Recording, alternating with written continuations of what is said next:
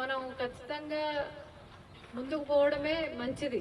అన్ని విధాలుగా ముందుకు పోవడమే మంచిది. దేనికి మీరు సంకోచిస్తున్నారు, మేమేం చేస్తే మీకు ఉపయోగపడుతుందో చెప్తే అది మనం మాట్లాడుకోవచ్చు తప్ప, ఇల్లే కట్టుకోకుండా మీరు అట్టాగే పెట్టుకునే దానివల్ల మీరు భవిష్యత్తు కనపడట్లేదు. 2-3 సంవత్సరాల తర్వాత అందరూ కట్టుకుంటున్నారు, మనకి అందరికి బిల్లులు వస్తాయి, మనకు కూడా కావాలంటే లేకుండా పోతే ఏం చేస్తారమ్మా? ఇప్పుడు జూన్ లోపల, ఇప్పుడు ఆగస్టులో ఉన్నాం మనం, వచ్చే జూన్ లోపల కానీ ఇల్లు కానీ కట్టేసుకుంటే బిల్లులన్నీ కూడా వచ్చేస్తాయి ఎప్పటికప్పుడు స్టేజ్ల వారీగా. జూన్ తర్వాత ఇంకా ఈ శాంక్షన్ అంతా అయిపోయినట్టే, మళ్ళీ కావాలన్నా రావు. మీ పేర్లు కూడా నమోదైపోయినాయి కదా, ఇంకా వేరే వాళ్ళకి రావటము వాళ్ళు కట్టుకోవడము చూస్తారు మీరు. ఎందుకని అట్టగా?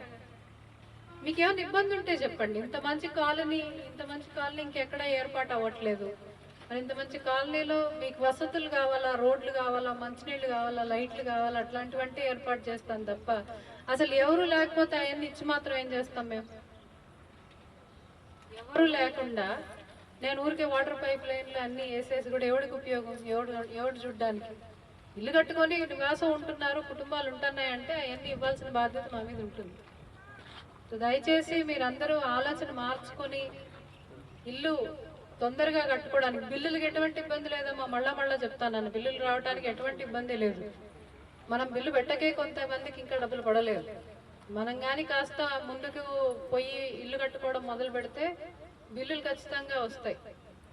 మీకు ఇంకేమైనా సమస్యలు ఉంటే చెప్పండి, అవన్నీ కూడా మేము నివృత్తి చేస్తాం. మొన్ననే మంత్రి గారు కూడా వచ్చినారు కదా, ఇదే లేఅవుట్కి వచ్చి చూస్తున్నారు. హౌసింగ్ మంత్రి గారే వచ్చారు. చాలా మంచి కాలనీ ఏర్పడుతుంది. దాన్ని మనం కూడా, మీరు కూడా ఉత్సాహంగా ముందుకొచ్చి సిమెంట్ కానీ ఇసుక కానీ అవన్నీ కూడా మేమేం మీకు అందుబాటులో ఉంచుతాము. ఇంకేమైనా ఇబ్బందులు ఉంటే చెప్పండి, ఎవరన్నా చెప్పచ్చు.